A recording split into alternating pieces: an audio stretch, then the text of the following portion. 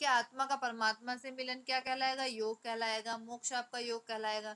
तो उस आत्मा का परमात्मा से मिलन किससे होगा? असंप्रज्ञात समाधि से। जब संस्कार बिल्कुल समूल नष्ट हो जाएंगे, चित्त की वृत्तियों का निरोध ही योग है। जो चित्त है वो संस्कारों का आपका भंडार है। जितने भी संस्कार आपके बने हैं जन्मों जन्मों के, वो सारे चित्त में आपके विद्यमान रहते हैं। तो जब जन्म लेते हैं तो जो संस्कार है उसी के हिसाब से आपको कर्मों का फल मिलता है।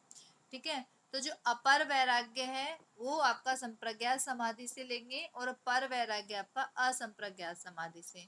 ठीक है, उल्टा कर लेंगे। अ जो है अपर वैराग्य संप्रज्ञात समाधि, पर वैराग्य असंप्रज्ञात समाधि।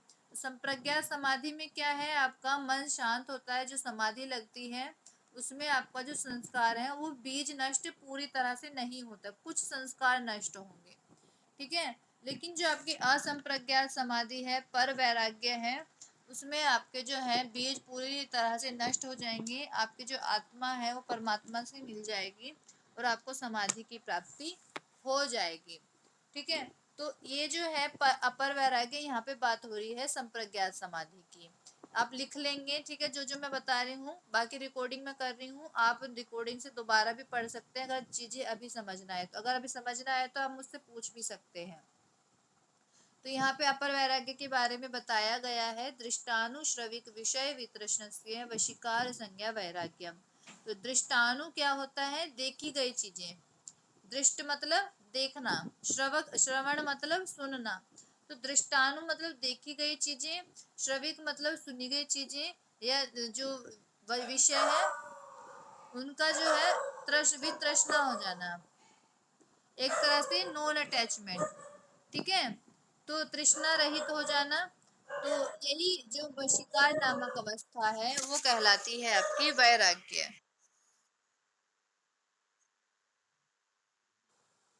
तो यहाँ पे बोला गया है जो भी देखे गए विषय हैं, जो भी सुने गए विषय हैं, उनसे आपको क्या हो जाता है? नॉन अटैचमेंट हो जाता है। देखने वाले, दृष्ट मतलब देखने वाले, श्रविक मतलब सुनने वाले, विषय मतलब ऑब्जेक्ट है। जैसे देख आंखों का विषय क्या हो जाएगा? कोई भी जो वस्तु आपको दिखती है कलरफुल, वो सारे आपके देखने वाले विषय हो जाएंगे। श्रविक हो जाएंगे सुनने वाले, जो भी आप कान से सुनते हो, म्यूजिक है या फिर हर्षिता मेरी आवाज सुन रही है इस समय, ठीक है, उसके पास में कोई सहेली बोल रही है, वो भी बोल रही है तो वो भी सुन रही है। तो जितने भी ये हैं वो विषय होंगे। ठीक है। देखने वाले, सुनने वाले, उनसे आपको अटैचमेंट आपका जो है वो खत्म हो जाएगा। हर्षिता का मन नहीं करेगा एक टाइम पे कि मुझे सुने ना। ठीक है, मन करेगा कि मुझे सुने ही ना। अपनी सहेली के लिए बोलेगी, से दूर लेके ला रहे हो। जो इंद्रियां हैं इधर उधर भाग रही हैं उन्हें दूर लेके आ रहे हो, वश में कर रहे हो। ठीक है, चित्त के अंदर लेके आ रहे हो। जो देखने वाले विषय उनको नहीं देख रहे हो आप, मतलब उनमें क्या हो गया? अनअटैचमेंट हो गया, नॉन अटैचमेंट हो गया।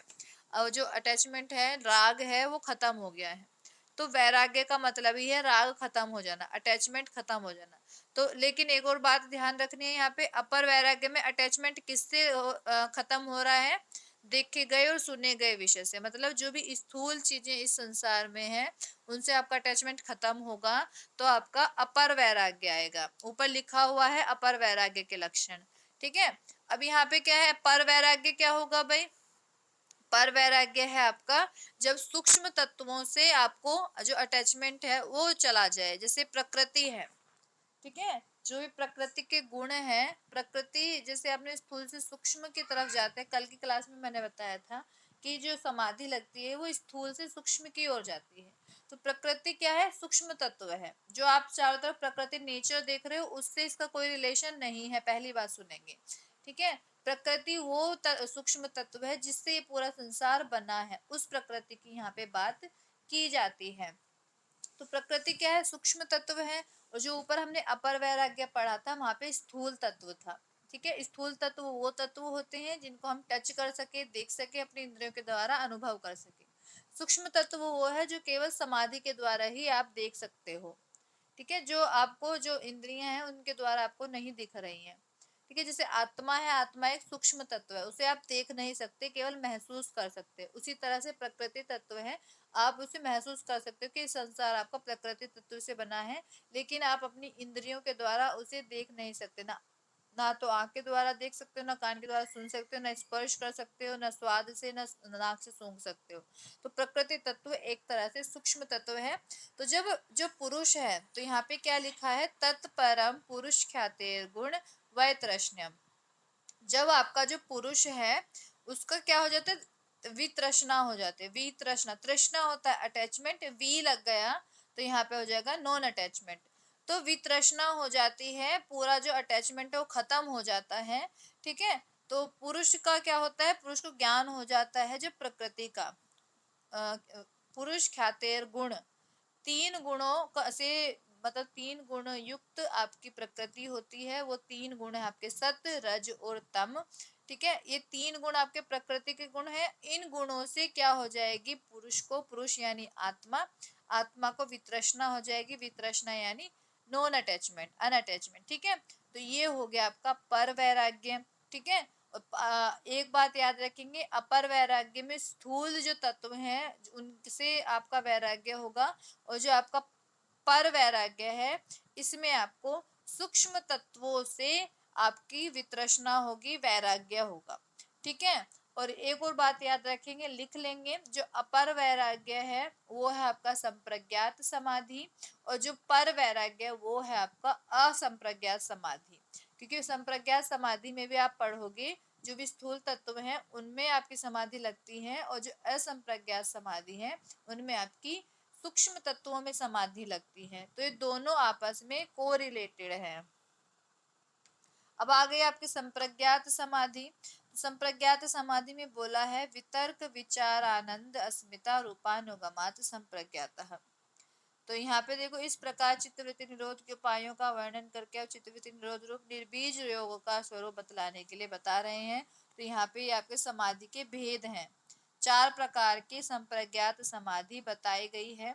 वितर्क, विचार, आनंद, अस्मिता, चार हुई ना।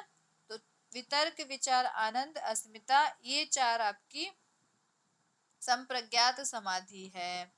ठीक है,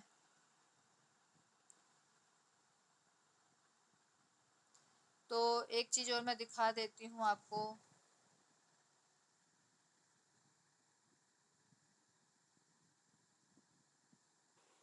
ठीक है, तो मैंने चार तरह की आपको समाधि बताई है, वितर्क, विचार, आनंद और अस्मिता।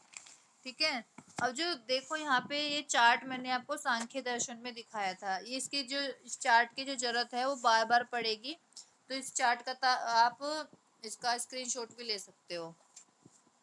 तो इसे बना लेना। जब मैंने अब चार समाधि बताए हैं चार्ट बना के, तो पंच महाभूत पे गोला बनाएंगे, और इसमें लगती है आपकी वितर्क, जो वितर्क है समाधि वो आपकी पंच महाभूत में लगती है। अभी मैंने बताया ना, वितर्क, विचार, आनंद, अस्मिता, चार तरह की समाधि है। ठीक है, तो चार तरह की समाधि में सबसे पहली जो समाधि है, देखो मैंने बोला था स्थूल तत्व से सूक्ष्म तत्व की ओर आपकी समाधि लगती है। तो पंच महाभूत से आपका शरीर बना है जिसे आप महसूस कर सकते हो, देख सकते हो। तो पंच महाभूत क्या हुआ, आपका स्थूल तत्व हुआ। स्थूल तत्व आपका पंच महाभूत हुआ, तो सबसे पहले जो समाधि लगेगी वो आपकी वितर्क समाधि लगेगी, वितर्क संप्रज्ञात। इसके बाद वितर्क के बाद है विचार। विचार जो समाधि हम पंच महाभूत में वितर्क लगी, तो विचार जो समाधि है, विचारानुगत समाधि है, ये आपकी जो पंच तन मात्राएं हैं उनमें वो समाधि लगेगी। फिर है आपकी आनंदानुगत समाधि। तो ये जो पंच इंद्रियां, मन और पंच कर्मेंद्रिय, 11 इंद्रियां हुई आपकी, और आपका ऊपर दिख रहा होगा अहंकार, महत के नीचे अहंकार लिखा हुआ है। तो जो आपकी 11 इंद्रियां हैं और जो अहंकार है, इसमें लगेगी आपकी आनंदानुगत समाधि। लास्ट में आपकी अस्मिता, अस्मितानुगत समाधि है, वो समाधि लगती है आपकी बुद्धि में या महत में। जो महत लिखा हुआ है इसे आप बुद्धि भी बोलते हैं। तो इसमें आपकी अस्मितानुगत समाधि लगती है। उसी बाद में आपको प्रकृति के बारे में पता चलता है असंप्रज्ञात समाधि में। ठीक है, जो प्रकृति तत्व है इसका ज्ञान आपको असंप्रज्ञात या पर वैराग्य में होगा। तो जो पुरुष है फिर वो क्या हो जाएगा, सभी संस्कार जो नष्ट हो जाएंगे और ये अपने स्वरूप में अवस्थित हो जाएगा, और आपको जो ज्ञान है प्रॉपर मिल जाएगा, आत्मा परमात्मा से मिल जाएगी।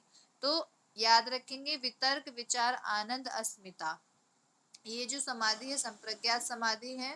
तो पंच महाभूत आपकी इसमें लगेगी वितर्क वितर्कानुगत समाधि।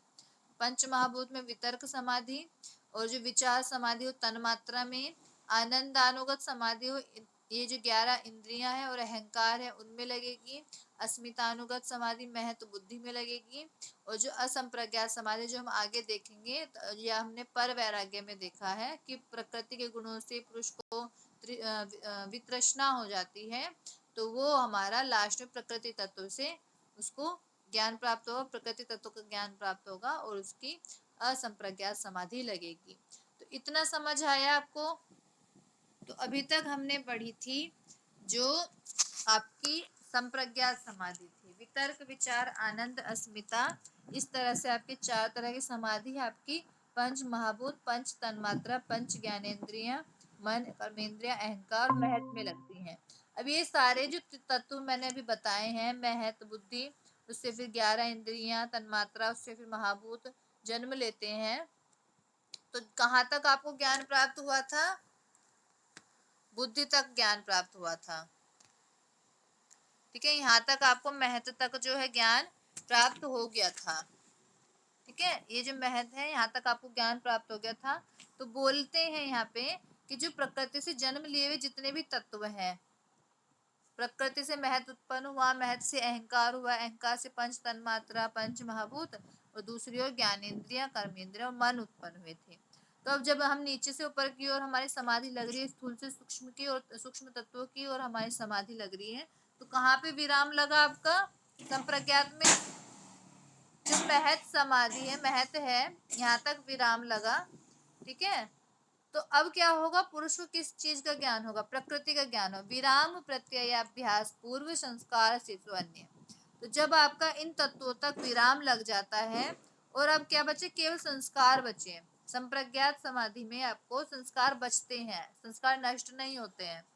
तो संस्कार बचते हैं तो आपको कर्म फल भोगना पड़ेगा। अगर आप यहाँ तक समाधि लगाई, आपने महत्व तक समाधि लगाई, तो आपको समाधि तो लग जाएगी, लेकिन यहाँ पे क्या होगा? आपके कर्म संस्कार बच जाते थे। लिख रहे इसमें बताया गया संस्कार शेषो अन्य। जब आपके महत्व तक समाधि लग गई और उसके आगे आप अभ्यास नहीं बढ़ाया, असंप्रज्ञात समाधि पर वैराग्य तक नहीं गए, तो क्या होगा? आपके संस्कार बच जाएंगे, है ना। संस्कार बच गए तो आपको कर्मों का फल भोगना पड़ेगा, है ना। कर्मों का फल भोगने के लिए आपको संसार में रहना पड़ेगा, आत्मा का परमात्मा से पूरी तरह मिलन नहीं होगा। तो अब बोलते हैं जब ये संस्कार नष्ट हो जाते हैं तब आपकी लगती है।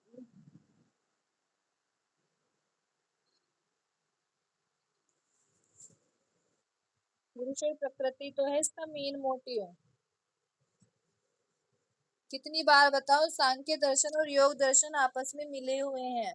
योग दर्शन के कॉन्सेप्ट समझने के लिए सांख्य दर्शन में वापस जाना पड़ता है। ठीक है, माइक म्यूट करो। तो यहाँ पे क्या बोल रहा है कि विराम प्रत्ययाभ्यास पूर्व संस्कार शिशुन्य। जो भी हमारा विराम लगा था, महत्व पे जाके हमारा विराम लगा था, वहां पे क्या है? आप जो पूर्व अवस्था है, ठीक है, विराम प्रत्यय का अभ्यास जिसकी पूर्व अवस्था है और जिसमें चित्त का संस्कार स्वरूप संस्कार मात्र ही शेष रहता है, वह योग अन्य है। ठीक है, तो यहाँ पे क्या होगा? आपका असंप्रज्ञात समाधि में आपके संस्कार नष्ट करने के लिए सबसे पहले आपको ये पता होना चाहिए, जो महत है वहां तक अगर आपने समाधि लगाई है तो आपको क्या होगा? संस्कार बच जाएंगे। अब जो राजा जनक थे माता सीता के पति, वो पिता, तो माता सीता के जो पिता थे राजा जनक, उनका क्या था कि उनकी समाधि लग चुकी थी। उनकी समाधि लगी थी संप्रज्ञात समाधि, असंप्रज्ञात नहीं लगी थी। तो थोड़ा वो निष्काम कर्म कर रहे थे कि अपना जो कर्म है उनको पूरा कर रहे थे। असंप्रज्ञात समाधि ना लग के उन्होंने संप्रज्ञात समाधि तक ही अभ्यास किया था और अपने जो कर्म है उनका फल भोग रहे थे। तो उनका एग्जाम्पल बहुत ज्यादा दिया जाता है संप्रज्ञात समाधि में। तो ये है आपका विराम प्रत्याभ्यास पूर्व संस्कार शेषोन्य। इससे आगे हम कल की क्लास में देखेंगे भव प्रत्यय विधेय प्रकृति लया नाम क्या होता है।